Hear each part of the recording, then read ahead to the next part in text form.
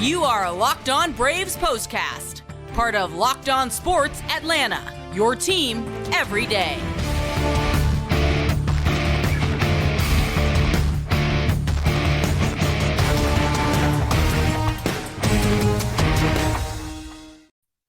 And hello and welcome into the Braves Postcast. Grant McAuley, Jake Mastroianni with you after the Braves homecoming to Truist Park to open up their longest homestand of the season. It was a success. In comeback fashion, a 6-2 win over the Seattle Mariners for the Braves, who found the late runs they needed to grab a win on a night in which I thought Bryce Elder threw a good game. The Braves bullpen was able to hold it close, and the offense, it did its thing. So we got a lot of good stuff to talk about on this edition of the Postcast. Before we get started, I want to remind you to subscribe to Locked On Sports Atlanta right here on YouTube. Click that bell to get notified every time we drop a new episode. If you like what you see here each and every night or what you hear over on the podcast feed for Locked On Braves, then be sure to tell a friend. And if you're here and you enjoy Braves wins and Braves discussion, go ahead and hit that like button because we got a lot to get into. Jake, this was, I thought, a pretty complete win for this Braves team. It got a little bit, I don't know, sticky maybe there in the middle innings, but the Braves found a way, and I think that that's what good teams do, and I still think the Atlanta Braves are a good team, even if they're a little shorthanded in a couple of spots. Yeah, this is a really fun game. I talked about it coming into it. It was one of the more entertaining series last year, and this one's off to a great start. But you're right. I mean, it had great starting pitching. It had some late inning heroics. It had some fantastic defense by the Braves in particular. So, yeah, it gave you a little bit of everything, and maybe most importantly for Braves fans, it gave them a win. Yeah, you always want to come out with that victory at the end of the day, no matter what it looks like, as we've talked about many times here on this show. Let's jump into game number 44 for the Braves and the line score, box score, top performers, top stories, all those good things we like to bring you here on the show. The Mariners, 2 runs, 8 hits, no errors, 3 men left on base. They're now 21-23 as the Braves in comeback fashion improved to 28-16. That's the best record in the National League. 6 runs, 11 hits, no errors, 6 men left on base for the Braves. Colin McHugh picked up the win in relief. We'll get to that in a moment. Bryce Miller, the starter for the Mariners, he pitched deep into the game, but unfortunately for him, the Braves started to figure him out as they went that third time through. He's now 2-1 on the year as he takes the loss. No save in a game that lasted 2 hours, 29 minutes, 40,412 on hand, a sellout at Truist Park to see the Braves come home from what was a disappointing road trip, but what, as I said, is going to be their longest homestand of the season, Jake. So you want to see them get off on the right foot, and they definitely did that. And it started, I felt like, with Bryce Elder, who was pitching very well through 6 innings, got into the 7th. We can touch on that, of course. 7 hits, 2 runs is what he was charged with. Both of those earned a walk and 5 strikeouts. The 7th inning, it kind of started to get away from him there, but I can understand the temptation or just flat out the need, perhaps, for the Braves to try to get as many innings as they could out of Bryce because, as we find out, and we'll talk about much later in the show, they're going with another bullpen game on Saturday. So, there were a lot of cases to be made, I guess, for how quick you wanted the hook to be in the 7th inning. But I guess to steal it from you, all's well that ends well. Yeah, no. And look, I had a lot of people telling me, Snicker left him in too long. The guy was rolling. I mean, in hindsight, it's a much easier call to make, but the guy was rolling through 6 innings. He had scattered, 4 singles over the first 5 innings. He did give up the double to Crawford in that 6th inning before he was cut down at home. But yeah, just a couple of mistake pitches there in that 7th inning. He got ahead of Julio Rodriguez and then left a sinker out over the middle of the plate that got crushed. And then he left another one out to Eugenio Suarez, who lucky that one stayed in the ballpark. So, maybe tiring out a little bit there in that 7th inning. But up until that point, I thought he had everything kind of working. He was living on those edges, getting ahead in the count and dictating the pace and the pitches that the batters are swinging at, which we talked about with him. That's when he's at his best, when he can get ahead and get the batters to swing at his pitches, those sinkers off the plate, running those sliders down and in to lefties. So I thought he was doing that well and really had everything working. Just, it was a close ball game. It was a pitcher's duel, and you pretty much had to be perfect. And at some point,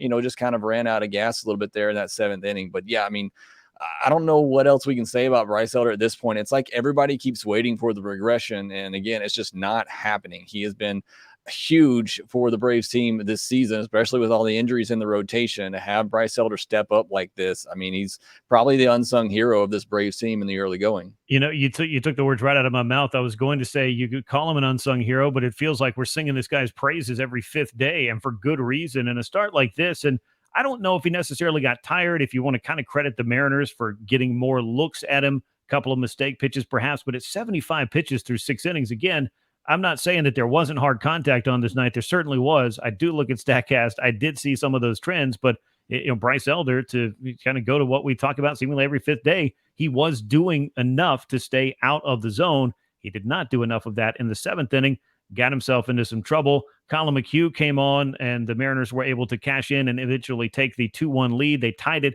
with the Eugenio Suarez single, which was the last batter that Elder faced. But overall, it's hard to knock what Bryce Elder has done every fifth day. It's hard to knock what he did on this night. Unfortunately for him, on his birthday, he wasn't able to pick up this victory, but a Braves victory is a pretty nice present nonetheless. Of course, we saw Nick Anderson come on in the eighth inning. He was great.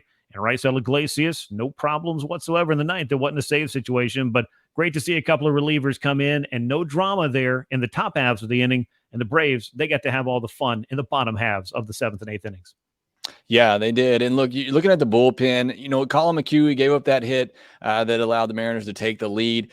Teoscar Hernandez fouled off a couple of pitches down in the way. And then I understand wanting to go in there, but you got to get that pitch in, and he didn't execute it. Mm-hmm. And Teoscar was able to barrel it up to right field. But outside of that, the bullpen did its job once again. And talking about unsung heroes, Nick Anderson. Yeah. I mean, I think you could make an argument he's been the best arm in the Braves bullpen this season. I mean, he has just been unbelievable for them. And now in that setup role, with AJ Minter and his struggles. So he's been huge. And then the Braves get those late runs to give them some breathing room, but you already had Iglesias up and hot, ready to go. So it makes sense to go ahead and just use him there. And good to see him get a clean outing. Sometimes you don't know what's going to happen in those non-save situations for closers, but he came in, didn't put any more stress on the team, and was able to shut things down.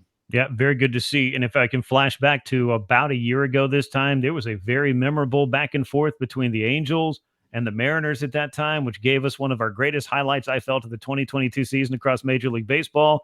It was Marcell Iglesias throwing a huge box of sunflower seeds across the field in what had been a benches clearing ridiculous incident. So it's good to see that Marcell has cooled off and there were no incidents whatsoever in his battle with the Mariners on this particular night, and all the sunflower seeds were marked safe at Truist Park. We'll talk a little bit about the Braves offense because there's a lot of great stuff to discuss on this night, but I got to tell you about our great sponsor, Bird Dogs, and they are, of course, sponsoring this episode of the Braves Postcast on Locked On Sports Atlanta. These are the most comfortable, functional, versatile shorts you're going to find. They got me back in the shorts game after years of just giving up trying to find shorts I either liked, felt great, fit great. It's hard to find all of those things I've found. The older I get, the pickier I am, and Bird Dogs help me out with that. You should give them a try. Go to birddogs.com/LockedOnMLB. Enter the promo code LockedOnMLB. They'll throw in a free custom Bird Dogs Yeti-style tumbler with every order. That is birddogs.com/LockedOnMLB, and that promo code, again, is LockedOnMLB.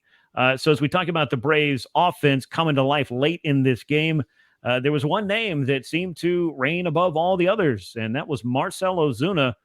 Who would have thunk it as we get into the month of May? You mentioned perhaps the best arm in the Braves bullpen, Nick Anderson, a newcomer. Maybe the runner-up for that spot is Michael Tonkin, who we may see on Saturday's game. But one of the biggest stories from the last couple of years and what seems to be an ever-present struggle is Marcell Ozuna ever going to figure it out? And Jake, I got to tell you, he figured some stuff out late in the game. He had just kind of a bleeder that got over the infield, dropped in to tie the game up at 2-2.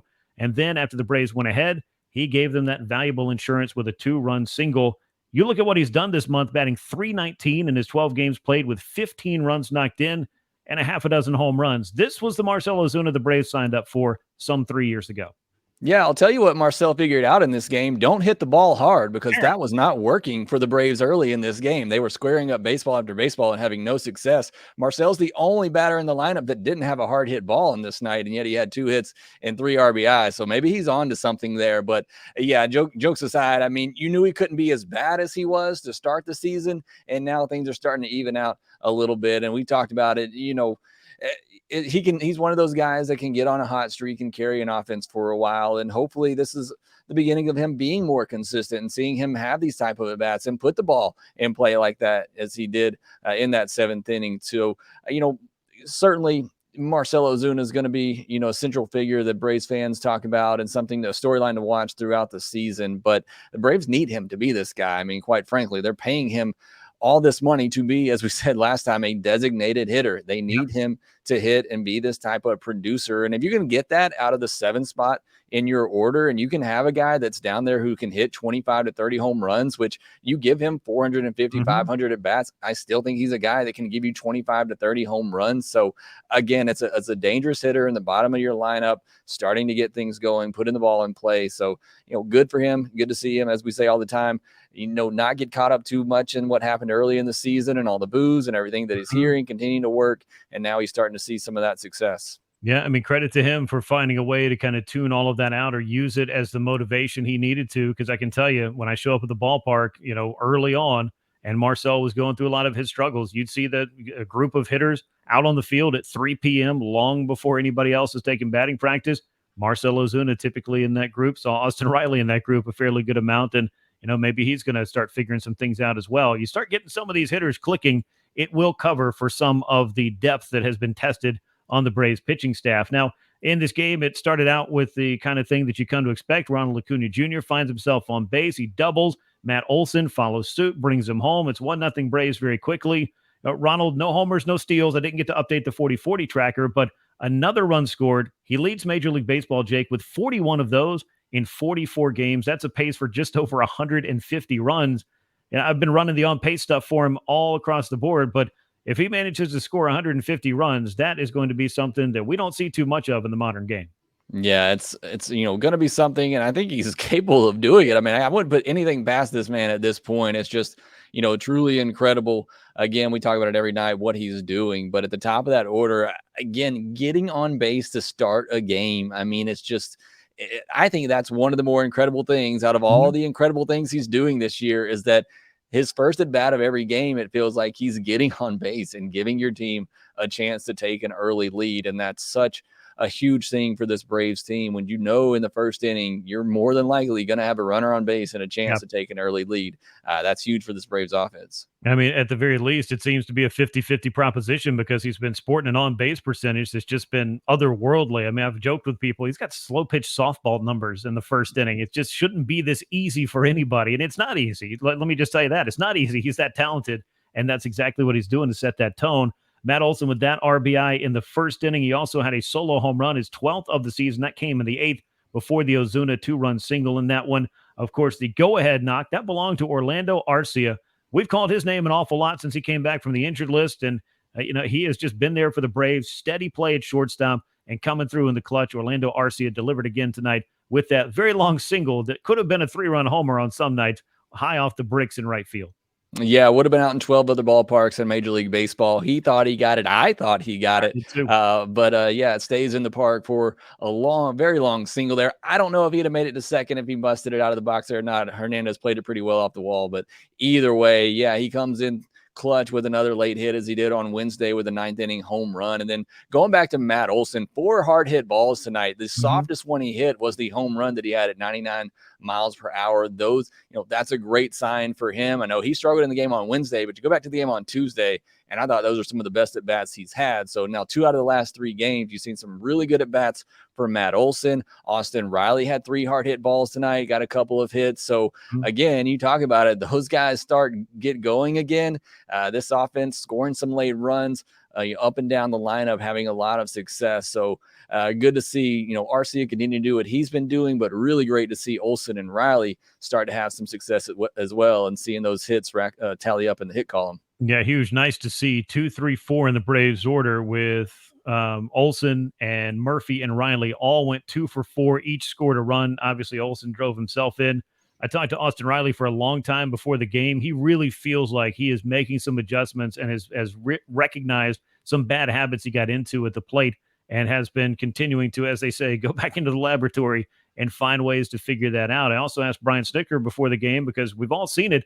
Matt Olson over the last month, I mean, hits have been a little bit harder to come by, still running into his homers, still taking his walks, but a lot of strikeouts. And Snit said, look, when I look at Matt Olson, he's the kind of guy that I know can hit his way out of this, and he's going to hit his way out of this, because he's just going to keep working until he does. So that was something that seemed to play out on this night for Olson and for Riley. Great to see them be contributors in the Braves 6-2 comeback victory. We'll get you set up for Saturday's Game 2 of this 3-game set as the Braves and Mariners will meet again. But this episode is brought to you by Rocket Money. Rocket Money is a personal finance app that finds and cancels your unwanted subscriptions, monitors your spending, and helps you lower bills all in one place. So stop throwing your money away, cancel unwanted subscriptions, and manage your expenses the easy way by going to rocketmoney.com/lockedonmlb. That's rocketmoney.com/lockedonmlb. All right, let's talk about game number 45 of the year. It's coming up on Saturday, game 2 of the 3-game set. It is a bullpen game. Right-hander Jesse Chavez going to get to start it for Atlanta. 21 appearances for Jesse, 2.50 the ERA. Did have one of these last year where he was an opener. The one game started for Atlanta, and he's going to be facing right-hander Logan Gilbert, at least for a little while. The Braves offense, though, will be getting the big task of facing Mr. Gilbert. He's 1-2 with a 3.91 ERA. I know these bullpen games are nobody's favorite, but with the Braves, rotation kind of trying to be as patchwork as it can in 2 different spots, it seems like these are a necessity, even if we know over a long period of time, taxing your bullpen like this is not going to be sustainable. No, it's not. And it's not fun. And one of the reasons that I don't like it is because how it messes up the bullpen strategy in other games, because you don't want to use certain guys because you might have to use them for a bullpen game, or you can't use somebody because you just had to stretch them out in a bullpen game. And that's where it becomes a big issue for me. In these bullpen games, I think the bullpen's done a great job and kept the Braves in the game and given them a chance to win. That's not really the issue. For me, it's the rollover effect of what happens from these bullpen games. So, I get it. The Braves are in a tough spot. I don't think they trust Dylan Dodd at this point. They want to see him get going before they call him back up. And, as we talked about before we started recording, there's also the minimum options that you can, or the most options you can have is 5, and they've already used 2 of those. So that's part of it. And, again, as we talked about, they kind of want to slow play Soroka. So it's not a great spot that the Braves are in right now. They have to keep going to these bullpen games. But I want to shoehorn in here something from Friday night's game, because hopefully the defense can back up the pitching staff on Saturday the way they did on Friday. Michael Harris throwing out a runner at home, Ron Acuna Jr. making a jumping catch at the wall, Sean Murphy throwing out a runner, Eddie Rosario had a great running catch as well, Bryce Elder behind the back. I mean, the defense was maybe some of the best we've seen all year on Friday. They'll need more of that as they have a bullpen game going on Saturday and possibly Jared Schuster on Sunday. Yeah, good catch on that. No pun intended, because the Braves defense did come to play on this night. Errorless baseball and all the standout plays you mentioned. It's been a big part of Bryce Elder's success, most certainly, to let the defense do its job. It'll be something I'm sure Jesse Chavez will be looking to do as he gets to start for Atlanta. I'm sure we'll see Michael Tonkin in this game. We will not see Dylan Lee, though. That was some news before this game on Friday, that he has been placed on the injured list with shoulder inflammation. It's a 15-day stint. It's backdated to the 17th, the last day that he appeared against the Rangers. That was on Tuesday. Lucas Luque was brought back from his injured list stint after getting one appearance with AA Mississippi back on Tuesday as well. So the Braves will have another lefty back in the bullpen, but they'll be without Lee, who's been one of their most, I think, dependable and most off-used weapons here in the 2023 season so far. But it is Jesse Chavez, it's Logan Gilbert in a battle of right-handers. The first pitch set for 7:15 p.m. Eastern Time at Truist Park as the Braves and Mariners meet for the middle contest of this 3-game weekend series. That'll wrap us up here on the Braves Postcast, part of Locked On Sports Atlanta. Make sure you're subscribed on YouTube. Make sure you hit that like button. Tell a friend. Leave us those comments. We love to read those. And make sure you subscribe to Locked On Braves wherever you get your podcast. You will get every episode of this postcast and all the other great stuff Jake has for you all week, all season, and really all year long. So make sure you subscribe to Locked On Braves wherever you get your podcast. That'll wrap us up here on the Braves Postcast. For Jake Mastroianni, I'm Grant McAuley. We will catch you after Game 2 on Saturday. Once again, your final score, Braves 6, Mariners 2. And until next time, so long, everyone.